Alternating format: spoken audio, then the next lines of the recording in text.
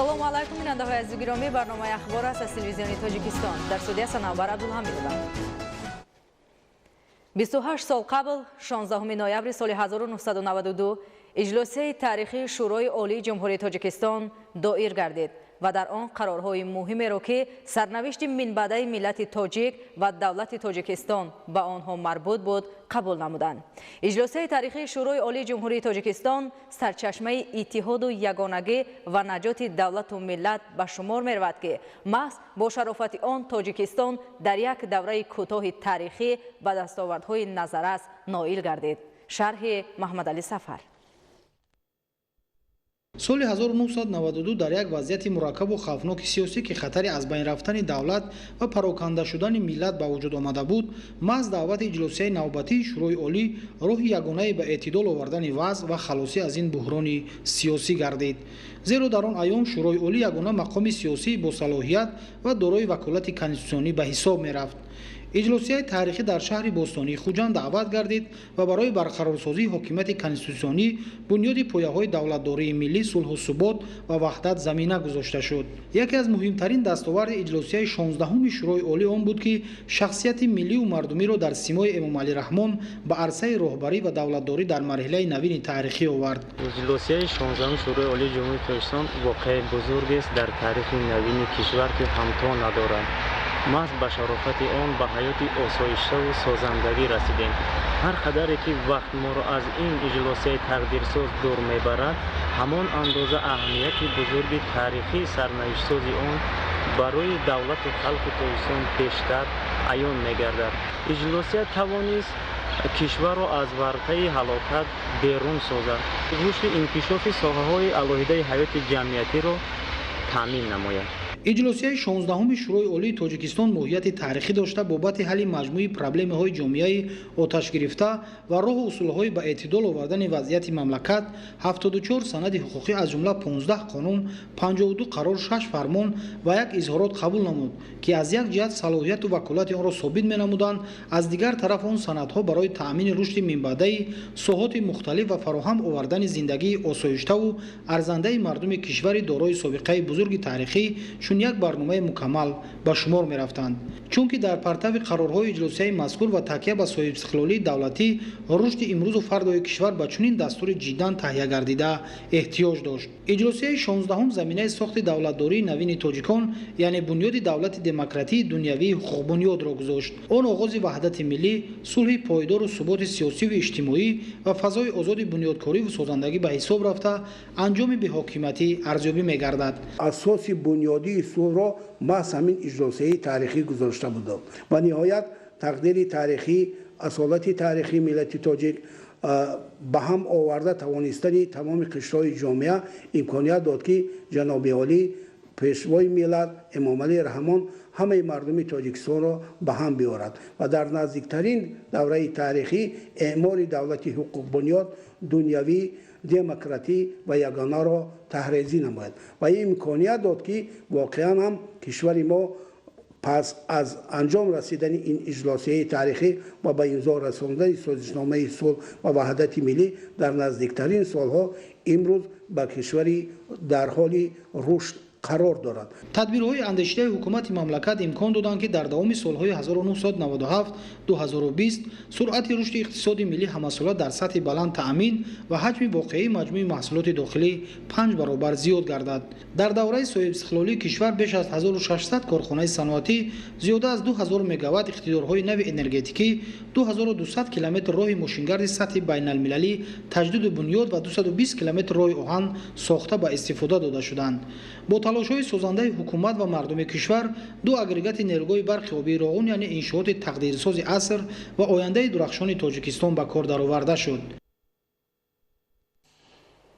сохт ва низоми давлатдорӣ дар ҷумҳурии Тоҷикистон шакли идораи президентӣ буда, ин низом дар доираи Конститутсияи ҷумҳурии Тоҷикистон тариқи райпурсии умуми халқӣ 6 ноябри соли 1994 қабул шудааст. 28 соли амалии шакли идораи президентӣ дар мамлакат собит намуд ки интихоби роҳи идоракунии президентӣ баёнгари иродаи халқ дар ҳокимияти давлат ва иштироки фаъолонаи он дар демократикунонии ҷомеаи Тоҷикистон аст. шарҳи Садриддини Сироҷиддин дар ин мавзӯъ. شخصی که برای راهبری جمعیت و اداره دولت انتخاب می شود در تامین ثبات و آرامی، رشد و پیشرفت مملکت و فراهم آوردن شرایط خوب زندگی به شهروندان مسئول می باشد. این مسئولیت بزرگ در جمهوری های شکل ادارهشان پرزیدنتی به ذمه پرزیدنت واگذار گردیده است. پرزیدنت از جانب خلق انتخاب گردیده با متحد نمودن وظیفه های راهبر و سرور دولت و حکومت رشد و ترقیات مملکت را تامین و شرایط خوب زندگی را برای ساکنان فراهم می آورد. در اساس ماده 1 کنستیتوسیای جمهوری تاجیکستان شکل اداره جمهوری تاجیکستان پرزیدنتی می باشد. پرزیدنت جمهوری تاجیکستان سرور دولت و حکومت اجرایی حکومت است. این شکل اداره کنی 6 نوامبر سال 1994 در زمینه کنستیتوسیای جمهوری تاجیکستان به طور رایپرسی عمومی خلقی قبول گردید. پرزیدنت حامی کنستیتوسیا و قانون ها بوده حقوق و آزادی های انسان و شهروند، استقلال ملی، یگانگی و تمامیت ارضی، اینچنین پایداری و بردوامی دولت، مرتبی فعالیت مقامات دولتی و رعایت شرطنامه های بین المللی تاجیکستان را حمایت می نماید. پرزیدنت را در جمهوری تاجیکستان شهروندان انتخاب می کنند، یعنی به طرز عمومی، مستقیم، برابر، آوازدهی پنهانی و به مهلت 7 سال. حقوق شناسان بر آن نظرند که شکل اداره پرزیدنتی برتریت زیاد دارد و نظام در این شکل به منفعت شهروندان است. در اساس کنستیتوسیا سمت‌های اساسی سیاست داخلی و خارجی جمهوری تاجیکستان را محض پرزیدنت معین می‌کند. این شکل نتیجه ثمره بخش داد، زیرا در همین زمینه صلح و آرامی، وحدت کامل و متحدی مردم در مملکت پابرجاست و رشد بی‌سابقه ساحه‌های اقتصادی و اجتماعی تامین می‌باشد.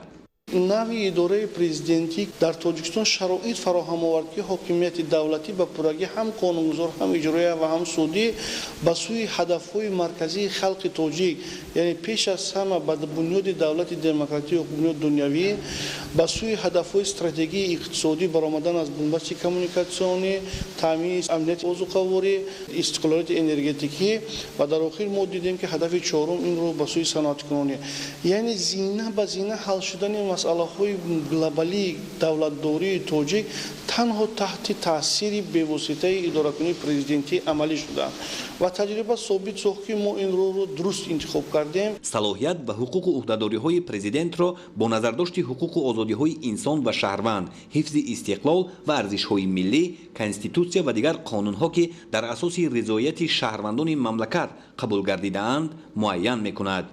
مطابق به طلبات ماده 14 کنستیتوسیای جمهوری تاجیکستان مضمون قانون ها، مضمون فعالیت مقامات حکومت دولتی را حقوق و آزادی انسان تشکیل میکنند و نظارت کننده اصلی این حقوق و آزادی ها، تامین کننده این حقوق و آزادی ها، حامی اساسی این حقوق و آزادی ها پرزیدنت جمهوری تاجیکستان میباشد. پرزیدنت جمهوری تاجیکستان جهت بلند برداشتن صد و صفت حمایت حقوق و آزادی انسان، جهت انتخاب نمودن سودیاهای وکالتدار، جابجاگذاری کادرها، تاثیررسانی به حقوق آزادی انسان یا امضا ماندن سازنامه‌های بین‌المللی اوید به حقوق انسان که بعد راتیفیکاسیون در مجلس نمایندگان مجلس جمهوری تاجیکستان می شود. بخشش گناه مثال از جانب پرزیدنت جمهوری تاجیکستان عملی کرده می شود. یعنی حقوق و آزادی انسان، کفالت حمایت آنها یکی از وظیفه‌های مرکزی پرزیدنت در دولت دموکراتیک، حقوق بنیاد و جمهوری پرزیدنتی می باشد. 26 سال می شود در جمهوری تاجیکستان شکل اداره دولت پرزیدنتی می باشد. ابتدا از 16 نوامبر سال 1994 که برای مردم تاجیکستان روزی تقدیرساز به حساب می رود،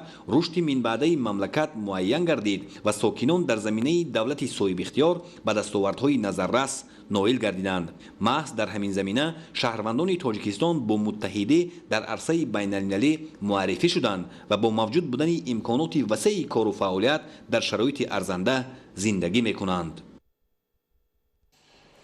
بخشیده بر روز پرزیدنت جمهوری تاجیکستان امروز در آثارخانه ملی جمهوری تاجیکستان با تشبث مقامات اجرایی حکومت دولتی شهر دوشنبه تحت عنوان امامعلی رحمان پرزیدنت وحدت آفر و پیشوای محبوب صلح در جهان جمع آمد برگزار گردید.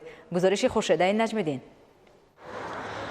امروز به افتخار روز پرزیدنت جمهوری تاجیکستان با تشبث مقامات اجرایی حکومت دولتی شهر دوشنبه در تالار مؤسسه دولتی آثارخانه ملی جمهوری تاجیکستان همایش تنتنوی تحت عنوان امامعلی رحمان پرزیدنت وحدت آفر و پیشوای محبوب صلح در جهان دایر گردید. چاره‌بینی با سرود ملی جمهوری تاجیکستان آغاز گردیده به آن معاون رئیس شهر دوشنبه معینی مفصومه معینزاده با سخن مقدمه‌ای حسن افتتاح بخشید و تبریکات رئیس شهر دوشنبه محترم رستم امامعلی را به سهم حاضرین رساند.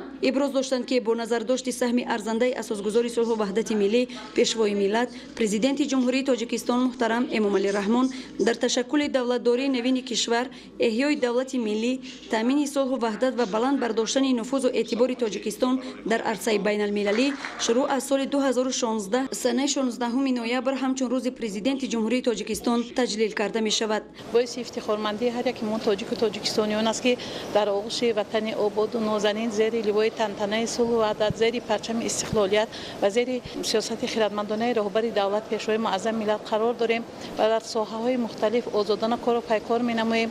ифтихор аз он мекунем ки чунин як роҳбари адолатпарвар, чунин як падари ғамхору мушфиқ дорем ки мо омӯзгоронро дар ҳамаи самтҳо дастгирӣ менамоянд ва ба соҳаи маориф таваҷҷӯҳи хоса зоҳир намуда ҳамасола зина ба зина баланд гаштани бузди маоши омӯзгорон ва сохтмону аз нав барқароркунӣ муассисаҳои то мактабӣ ва ҷойҳои корию ҷойҳои нишаст барои шогирдону хонандагон таъмин менаманд. таъкид гардид ки аз рӯзи ба даст гирифтани ихтиёри давлатдорӣ президенти ҷумҳурии тоҷикистон муҳтарам Эмомалӣ Раҳмон тавассути хизматҳои фидокоронаи худ баҳри наҷоти миллату давлати тоҷикон камар баста дар эъмори ҷомеаи навини тоҷикистон заминаи устувор гузоштанд. тавассути хизматҳои шоиста дар назди халқу ватан сохтори фалаҷгардидаи ҳокимият хусусан мақомоти ҳифзи ҳуқуқро барқарор сохта артиши миллӣ ва нерӯҳои позбони сарҳадро таъсис доданд. фароҳам гардидани чунин шароит барои гузаштани кишвар ба марҳилаи барқарорсозии иқтисодиёт ва оғози корҳои созандагию бунёдкории заминаи боэътимод гузошт.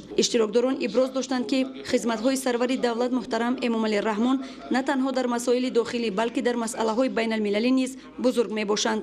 дар ҳамоиш олимону донишмандон, адибону шоирон, мутахассисону коршиносон оид ба хизматҳои таърихии муҳтарам Эмомалӣ Раҳмон дар ташаккулёбии давлати миллӣ ва таҳкими пояҳои давлатдорӣ саҳми бузург дар барқарории сулҳу ваҳдат ҳамчун президенти мардумии тоҷикистони соҳиби истиқлол андешаронӣ намуданд. таъкид гардид ки дар тӯли 29 соли истиқлолият асосҳои сохтори конститутсионӣ ва идоракунии давлат танзим шуда пули миллӣ ба муомилот баромад ва шиносномаи миллӣ эътироф гардид. инчунин мамлакати мо ба узвияти созмонҳои бонуфузи байналхалқӣ пазируфта шуда бо аксари мамлакатҳои пешрафтаи дунё робитаҳои сиёсӣ, иқтисодӣ ва фарҳангӣ барқарор намуд. натиҷаи сиёсати созандаву башардӯстонаи муҳтарам Эмомалӣ Раҳмон буд ки имрӯз ҷумҳурии тоҷикистон дар арсаи ҷаҳонӣ ҳамчун мамлакати ташаббускор дар роҳи ҳалли мушкилоти глобалӣ шинохта шудааст ва дар ин муддат чандин пешниҳодҳои байналмилалии тоҷикистон бо ҷонибдории ҷомеаи ҷаҳон қабул ва татбиқ гардида истоданд. дар ҳамоиш филми мустаманди достони пешво оид ба корномаҳои пешвои муаззами миллат дар роҳи ҳифзи давлати миллӣ, истиқрори сулҳу осоиш ва дастовардҳои кишвар дар самти сиёсати дохилӣ ва хориҷи мамлакат намоиш дода шуд. санъаткорон бо барномаи ҷолиби ҳунарӣ хотири иштирокчиёни онро болида намуданд. дар фарҷом иштирокдорони ҳамоиши тантанавӣ ба таври дастаҷамона толори тӯҳфаҳои президенти ҷумҳурии тоҷикистон ва дигар толорҳои осорхонаи миллиро бо завқи баланд тамошо карда аз таърихи навини кишвар ва дастовардҳои ҷумҳурӣ таи солҳои соҳиби истиқлолӣ маълумотҳои нав пайдо намуданд. хуршедаи наҷмиддин, Фарҳоди Восе, Душанбе, Ахбор.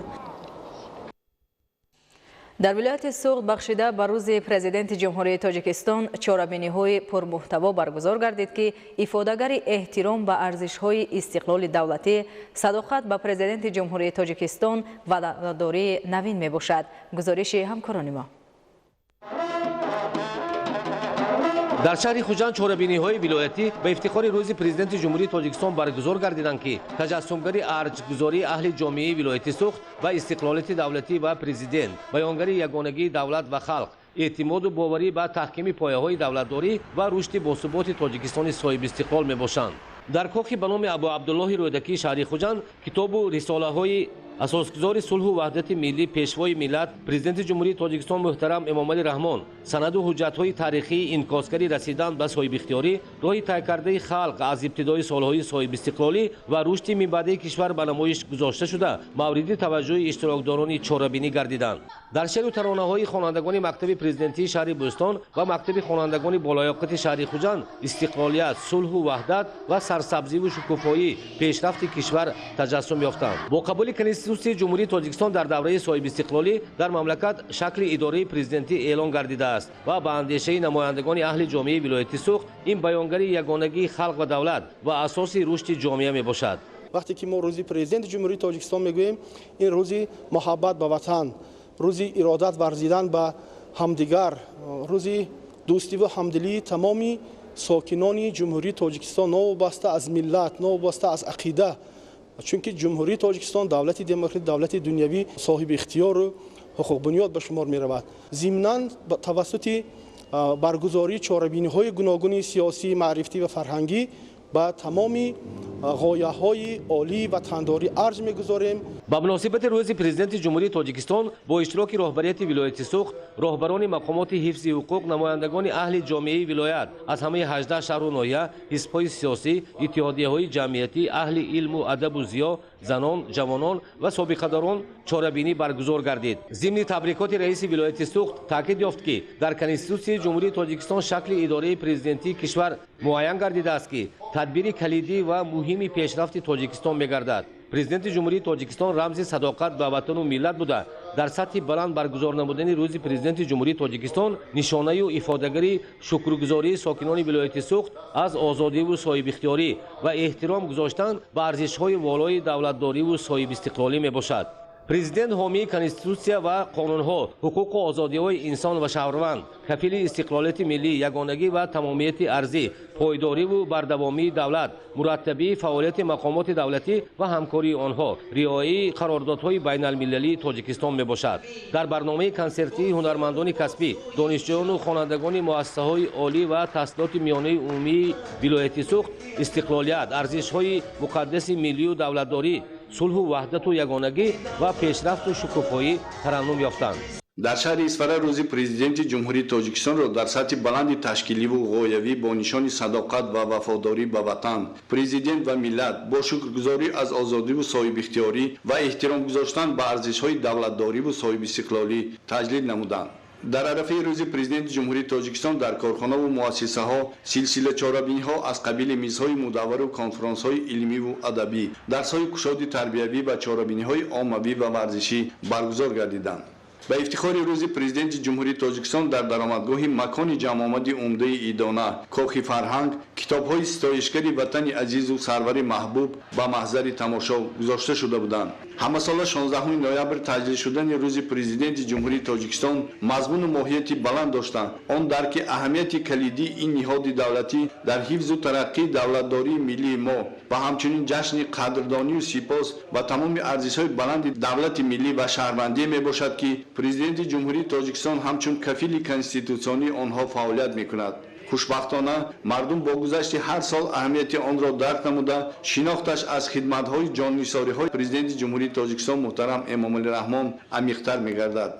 ضمناً گفته شد که پرزیدنت جمهوری تاجیکستان در بنیاد نظام دولتداری تاجیکستان برقرارسازی ساخت کنستیتوسیونی، تحکیم استقلالیت دولتی و دست آوردن صلح و وحدت ملی سهم بی‌نظیر گذاشته ملت را از پراکندگی و خلق را از جنگ شهروندی رها بخشیدند. اینچنین در رشد سیاسی، اقتصادی و اجتماعی و تاریخی و فرهنگی دولت مستقل تاجیکستان خدمت‌های بزرگی تقدیرساز نموده همه تلاش و کوشش خویش را برای فراهم ساخت زندگی آرام و مردم آن روانه کردند.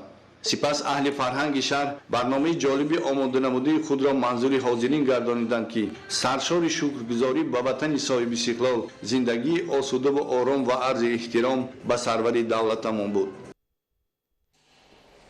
در ناحیه رشت بخشیده به روز پرزیدنت جمهوری تاجیکستان چاره‌بینی فرهنگی فراغتی برگزار گردید. همزمان در حدود جماعت شهرک و دهاتی ناحیه 15 انشاءات تعیناتی گوناگون به استفاده داده شد. گزارش دیگولی محمود. چاره‌بینی بخشیده به روز پرزیدنت در کاخ فرهنگ شهرک غرب ناحیه رشت با شرکت مسئولین مقامات محلی، استادان و دانشجویان دانشکده آموزگاری و نمایندگان تشکیلات و اداره‌ها برگزار گردید. ناطقان در برآمد خود قید نمودند که پرزیدنت جمهوری تاجیکستان از نخستین روزهای فعالیت خویش مسئله متحده جامعه را در مد اول قرار داده دوام این سالها سیاست صلح و سازندگی را در کشور عزیزمان پیش میبرند. سپس در این روز مبارک نمایندگان مقامات محلی و صاحبکاران و بناکاران 15 انشاءات تعیناتی گوناگون خواجگی خلق را به استفاده دادند.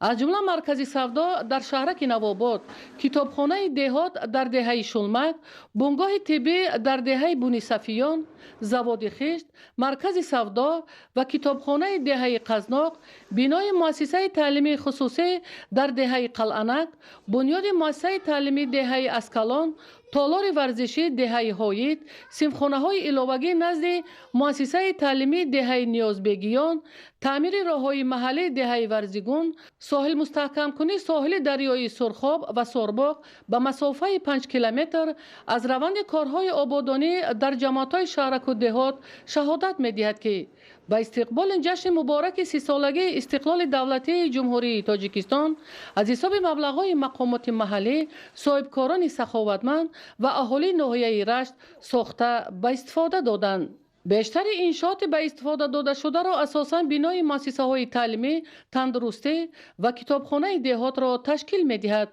زیرا مردم خوب درک نمودند که فراهم آوردن شرایط تحصیل برای فرزندان و هدایت نمودن آنها به دانش آموزی، جلب جوانان به کتابخانه در آینده برای بلند برداشتن معنویات و صاحب کسب شدن آنها مساعدت می‌کند. از همه مهم به استفاده دادن 15 انشاءات خواجگی خلق حدود جماعت‌های شهرک و دهات ناحیه رشت می‌تواند 10 نفر شهروندان با جای کاری دائمی تامین شوند. ایدیگل محمود، دادرجان میرزازاده، برای برنامه اخبار از ناحیه رشت. ادامه اخبار. کاروان ضد مخدراتی 2020 که از 15 اکتبر تا 15 نوامبر سال روان در 14 شهر و ناحیه جمهوری برگزار گردید، در شهر دوشنبه جنببست شد. مراسم جنببستی چهاربینی در نزد بینای مؤسسه دولتی تئاتر دولتی اکادمی اپرا و بالت به نام صدرالدین عینی شهر دوشنبه دایر گردید. گزارش اهل‌دین نورالله. چهاربینی‌های مشترک آگنتی نظارت مواد نشاور نزد پرزیدنت جمهوری تاجیکستان در یکجایی با وزارت کارهای داخلی جمهوری تاجیکستان زیر عنوان کاروان ضد مخدرات 2020 که از سال 15 اکتبر تا 15 نوامبر سال روان در 14 شهر و ناحیه‌های جمهوری به نقشه گرفته شده بود، در شهر دوشنبه جنببست گردید. هدف از برگزاری چهاربینی مذکور در آن است که با مقصد راه‌اندازی ترغیب و تشویق طرز حیات سالم، کاهش و پیشگیری نشأه‌مندی، فهماندهی آید به ضرر مواد نشاور این چهاربینی برگزار شده است. چهاربینی مذکور در نزد بینای مؤسسه دولتی تئاتر دولتی اکادمی اپرا و بالت به نام صدرالدین عینی شهر دوشنبه برگزار گردید. در آن نمایندگان مقامات اجرایی حکومت دولتی شهر دوشنبه، آگنتی نظارت مواد نشاور نزد پرزیدنت جمهوری تاجیکستان، وزارت کارهای داخلی جمهوری تاجیکستان، وزارت تندرستی و حفظ اجتماعی اهالی، کمیته کار با جوانان و ورزش نزد حکومت جمهوری تاجیکستان و قشرهای گوناگون جامعه بخصوص جوانان و نورسان و دیگر شخصان رسمی اشتراک نمودند. قید گردید که چهاربینی‌های مذکور در دایره اجرای دستور سپارش‌های اساسگذار صلح و وحدت ملی، پیشوای ملت، پرزیدنت جمهوری تاجیکستان محترم امالی رحمان و عملی شوی استراتژی ملی مبارزه بر ضد گردش غیرقانونی مواد مخدر در جمهوری تاجیکستان برای سال‌های 2013-2020 راه‌اندازی می‌گردد. چهاربینی امروزه نیز بهره ترغیب و تشویق طرز حیات سالم، پیشگیری از کاهش دادن سطح نشأه‌مندی تحت عنوان شعار یکجایی بر ضد مواد نشه‌دار مبارزه بریم بخشیده شده بود. طوری گفته شد هدف از گذراندن چنین چهاربینی ترغیباتی و تشویقاتی در بین اهالی از جمله جوانان این پیش از همه پیشگیری نشأه‌مندی میباشد. اهل‌دین نورالله، بهادری قربان، زین‌العابدین عظیم برای برنامه اخبار. بیننده‌های گرامی، با رسیدن اطلاع تازه شما را در نشرهای منبع اخبار آشنا خواهیم کرد. سلامت باشید.